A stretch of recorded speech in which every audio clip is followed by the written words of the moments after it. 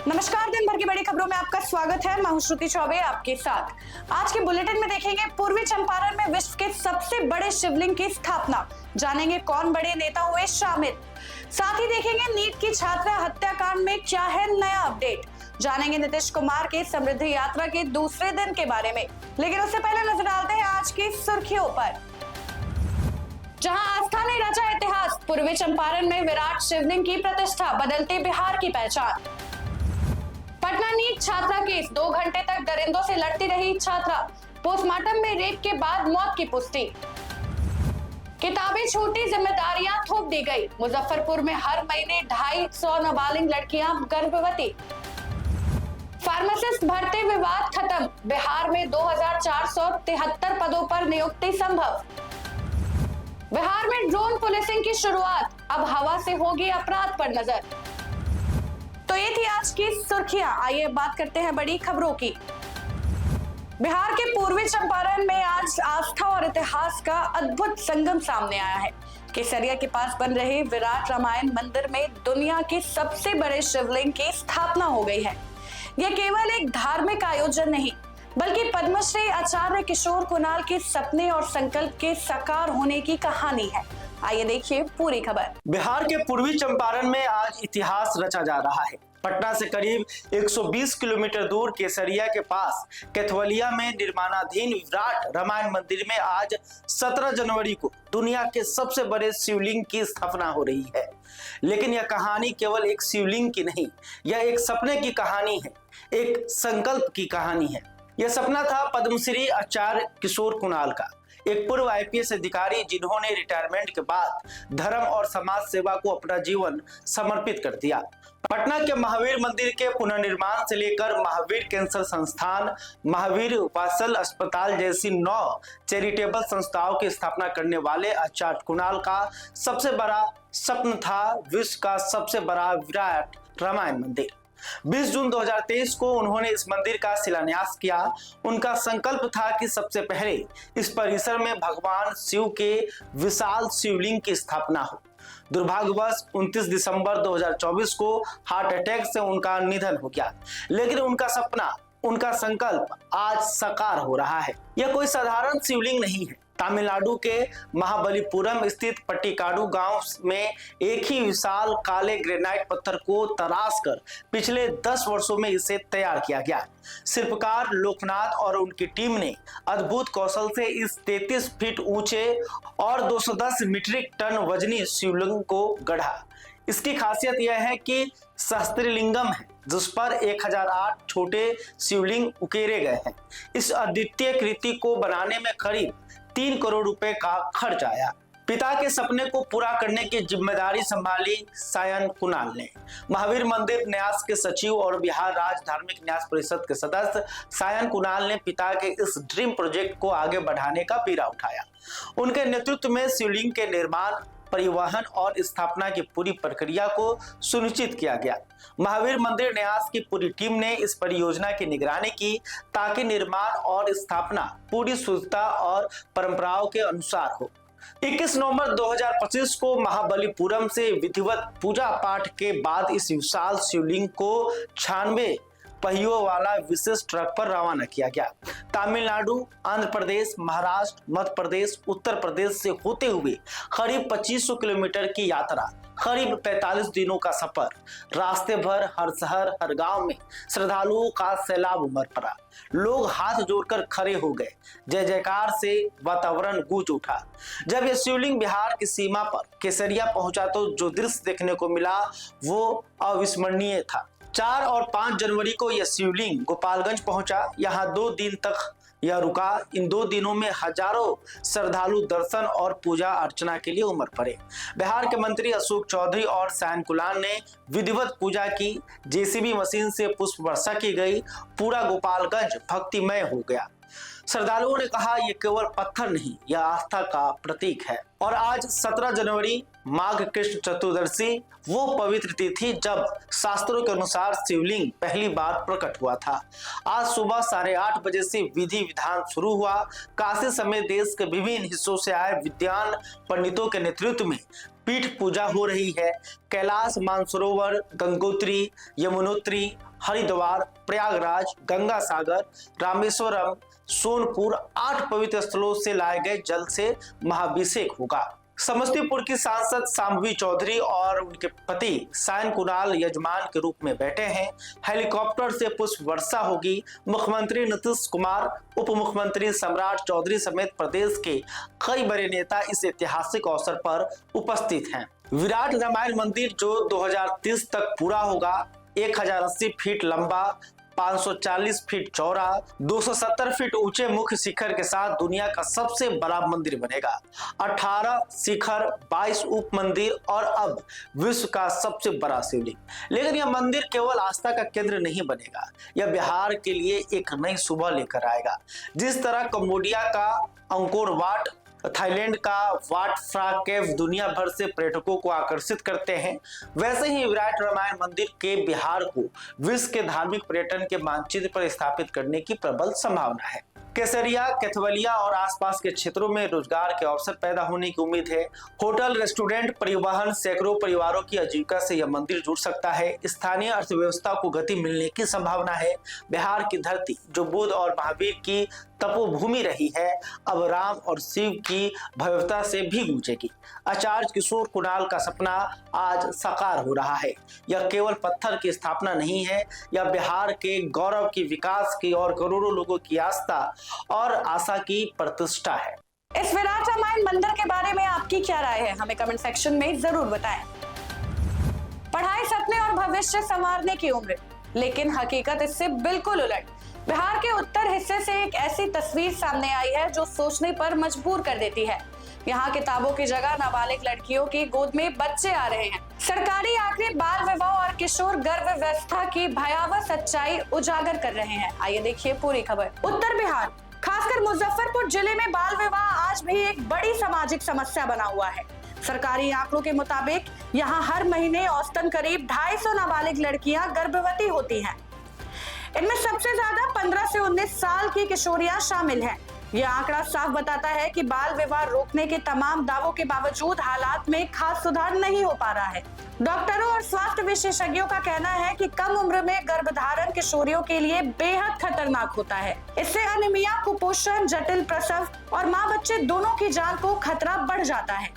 इसके साथ ही इन लड़कियों की पढ़ाई बीच में ही छूट जाती है और उनका शारीरिक और मानसिक विकास अधूरा रह जाता है। ग्रामीण इलाकों में गरीबी, अशिक्षा, सामाजिक दबाव और पुरानी परंपराएं बाल विवाह को बढ़ावा दे रही हैं।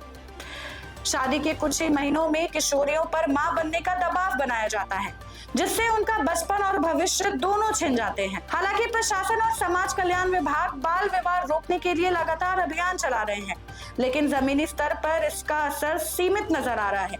विशेषज्ञों का मानना है कि जब तक शिक्षा, सामाजिक जागरूकता और कानून का सख्ती से पालन एक साथ नहीं होगा, तब तक इस समस्या पर काबू पाना मुश्किल है। सबसे बड़ा सवाल यही है कि आखिर कब तक नाबालिग लड़कियां पढ़ाई की उम्र में मां बनने को मजबूर होती रहेंगी और क्या समाज और सिस्टम मिलकर इस गंभीर सामाजिक बुराई को जड़ से खत्म कर पाएंगे। इस खबर पर आपकी क्या राय है, हमें कमेंट सेक्शन में जरूर बताएं। पटना में नीट की छात्रा की मौत अब सिर्फ एक संदिग्ध मामला नहीं रहा है। पोस्टमार्टम रिपोर्ट में इस घटना को एक जघन्य यौन हिंसा का मामला साबित कर दिया है। रिपोर्ट में खुलासा हुआ है कि छात्रा ने करीब 2 घंटे तक दरिंदों का विरोध किया। अब सवाल सिर्फ न्याय का नहीं बल्कि सिस्टम की जवाबदेही का भी है। आइए देखिए पूरी खबर। पटना में नीट की छात्रा की मौत का मामला अब एक बेहद गंभीर मोड़ पर पहुंच चुका है। पोस्टमार्टम रिपोर्ट सामने आने के बाद यह साफ हो गया है कि यह सिर्फ एक संदिग्ध मौत का मामला नहीं बल्कि यौन हिंसा से जुड़ा एक भयावह अपराध है। मेडिकल रिपोर्ट के अनुसार छात्रा के साथ रेप हुआ है और उसने दरिंदगी करने वालों का लंबे समय तक विरोध किया। पोस्टमार्टम रिपोर्ट बताती है कि छात्रा ने करीब 1.5 से 2 घंटे तक खुद को बचाने की कोशिश की है। उसके शरीर पर मिले इस चोट के निशान इस संघर्ष की पूरी कहानी बताते हैं। गर्दन और कंधे के आसपास नाखून से बने गहरे घाव, छाती पर खरोच के कई निशान और पीठ पर पड़े नीले निशान ये संकेत देते हैं कि छात्रा को लंबे समय तक दबा कर रखा गया था। डॉक्टरों के मुताबिक ये सभी चोट मौत से पहले की है, यानी छात्रा पूरी तरह होश में थी और लगातार हमलावरों का विरोध कर रही थी। पोस्टमार्टम का सबसे अहम हिस्सा जननांग की जांच रही। रिपोर्ट में साफ तौर पर दर्ज है कि प्राइवेट पार्ट में ताजा और गंभीर चोट पाई गई है। अंदरूनी रगड़ के निशान और ब्लीडिंग ये साबित करते हैं कि यौन शोषण जबरदस्ती किया गया। मेडिकल बोर्ड की राय में ये चोटें किसी भी स्थिति में सहमति से बने संबंध का परिणाम नहीं हो सकती है। डॉक्टरों ने ये स्पष्ट रूप से लिखा है कि यह मामला फोर्सफुल सेक्सुअल वायलेंस का है। इस मेडिकल तथ्यों के सामने आने के बाद पुलिस के शुरुआती दावों पर सवाल खड़े हो गए हैं। पहले पुलिस ने यौन शोषण के सबूत नहीं मिलने की बात कही थी और छात्रा के डिप्रेशन में होने की आशंका जताई थी, लेकिन पोस्टमार्टम रिपोर्ट इन दावों से बिल्कुल उलट तस्वीर पेश कर रही है। रिपोर्ट के अनुसार छात्रा ना तो बेहोश थी और ना ही ये कोई अचानक बिगड़ी हालत का मामला था। शरीर पर फैले संघर्ष के निशान बताते हैं कि यह घटना लंबे समय तक चली हिंसा का परिणाम है। परिवार का आरोप है कि एफआईआर के बाद हॉस्टल संचालन की ओर से समझौते की कोशिश की गई। परिजनों का कहना है और ये दावा भी है कि पूछताछ के बाद कुछ संदिग्धों को छोड़ दिया गया, जिससे जांच की निष्पक्षता पर सवाल खड़े हो गए। परिवार को आशंका है कि इस पूरे मामले में पीड़िता के किसी जानने वाले की भूमिका भी हो सकती है, लेकिन इस एंगल पर जांच को लेकर पारदर्शिता नहीं दिखाई गई। मामले की गंभीरता को देखते हुए डीजीपी विनय कुमार ने संज्ञान लिया है। इस जांच टीम की अगुवाई जोनल आईजी पटना जितेंद्र राणा कर रहे हैं। टीम में एएसपी सदर अभिनव, एसडीपीओ स्तर के अधिकारी, 2 थाना अध्यक्ष और 1 महिला अधिकारी शामिल है। एसआईटी को निर्देश दिया गया है कि सीसीटीवी फुटेज, मोबाइल फोन की फॉरेंसिक जांच और एफएसएल रिपोर्ट के आधार पर हर पहलू की गहरी जांच होनी चाहिए। अब यह मामला सिर्फ एक छात्रा की मौत तक सीमित नहीं रह गया है। यह सवाल खड़ा करता है कि शिक्षा और सुरक्षा के नाम पर बने संस्थानों में लड़कियां कितनी सुरक्षित हैं। साथ ही ये भी शुरुआती जांच में हुई चूकें क्या किसी को बचाने की कोशिश थी या सिस्टम की नाकामी। जिस तरीके से इस मामले पर खुलासे हो रहे हैं, आपको क्या लगता है सरकार इस पर सख्त कार्रवाई करेगी? कमेंट सेक्शन में हमें अपनी राय जरूर बताएं। तो ये थी आज की बड़ी खबरें। आइए बाकी खबरों को देखते हैं फटाफट। समृद्धि यात्रा के दूसरे दिन मुख्यमंत्री नीतीश कुमार ने मोतिहारी पहुंचकर विकास कार्यों की समीक्षा की और नई योजनाओं की सौगात दी। उसके बाद वे रामायण मंदिर में पूजा अर्चना भी किया और महिला आईटीआई और टाटा टेक्नोलॉजी सेंटर का उद्घाटन किया।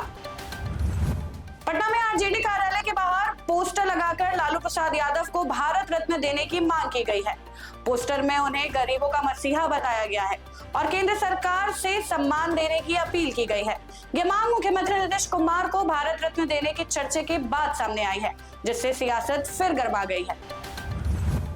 बिहार में अब अपराध पर नजर रखने के लिए ड्रोन पुलिसिंग शुरू की जाएगी। हर जिले में एक ड्रोन यूनिट बनेगी जो 100 मीटर ऊंचाई से 10 किलोमीटर तक निगरानी करेगी। इससे भीड़, अपराध और आपात स्थिति पर पुलिस की पकड़ मजबूत होगी। सारण के सोनपुर स्थित एएनएम ट्रेनिंग स्कूल की 120 छात्राएं प्रिंसिपल पर मारपीट, अवैध वसूली, खराब खाने का आरोप लगाते हुए एसडीओ के पास शिकायत लेकर पहुंची। छात्राओं का कहना है कि शिकायत करने पर उन्हें बंद कर दिया जाता है, पैसे वसूले जाते हैं और 2 दिनों से उन्हें ढंग का खाना नहीं मिल रहा है। छात्राओं ने प्रदर्शन कर प्रिंसिपल को हटाने की मांग की है। सरस्वती पूजा को लेकर पटना प्रशासन ने डीजे और जुलूस पर पूरी तरह प्रतिबंध लगा दिया है। अफवाह रोकने के लिए सोशल मीडिया की 24 घंटा निगरानी की जाएगी। ड्रोन और सीसीटीवी से नजर रखी जाएगी। पूजा समितियों को लाइसेंस अनिवार्य होगा और विसर्जन पारंपरिक मार्ग से ही कराया जाएगा। पटना के बाईपास थाना क्षेत्र के करमली चक NH30 पर स्थित 2 मंजिल प्लास्टिक गोदाम में सुबह भीषण आग लग गई। आग बुझाने के लिए 8 दमकल गाड़ियां मौके पर पहुंची। फायर ब्रिगेड और स्थानीय पुलिस मौके पर मौजूद रही और मामले की जांच जारी है। सुप्रीम कोर्ट ने पटना हाई कोर्ट के आदेश की पुष्टि करते हुए कहा कि बिहार में फार्मेसी पदों के लिए केवल डिप्लोमा इन फार्मेसी ही मान्य होगा। इस फैसले से 2473 खाली पदों पर भर्ती का रास्ता साफ हो गया है। पटना नगर निगम छूटी हुई संपत्तियों की पहचान और टैक्स टैक्स असेसमेंट के लिए सभी वार्डों में घर घर सर्वे करेगा। 31 जनवरी तक नई संपत्तियों की पहचान और 28 फरवरी तक सभी संपत्तियों की रिपोर्ट तैयार की जाएगी। लोग ऑनलाइन, ऑफलाइन और QR कोड के जरिए प्रॉपर्टी टैक्स जमा कर सकते हैं। पटना जिले में 17 जनवरी से सभी सरकारी और निजी स्कूलों की कक्षाएं फिर से शुरू हो गई हैं। डीएम के आदेश के अनुसार ठंड को देखते हुए सुबह 9 बजे से पहले कोई भी कक्षा नहीं चलेगी। यह व्यवस्था फिलहाल 20 जनवरी तक लागू रहेगी। इसके बाद मौसम के हिसाब से फैसला लिया जाएगा। बिहार में वैशाली और बेगूसराय में घना कोहरा छाया रहा, जबकि भागलपुर का सबौर सबसे ठंडा रहा, जहां तापमान करीब 4 से 5 डिग्री सेल्सियस दर्ज किए गए हैं। राज्य के करीब 10 जिलों का न्यूनतम तापमान 8 डिग्री से नीचे है और 23 जनवरी के बाद ठंड फिर बढ़ने की आसार है। कोहरे से ट्रेनों पर असर पड़ा है। वहीं पटना में दिन में धूप और रात में ठंड बनी रहेगी। फिलहाल के लिए बस इतना ही। बाकी की अपडेट्स के लिए बने रहे बिहार न्यूज टुडे के साथ। तब तक के लिए धन्यवाद।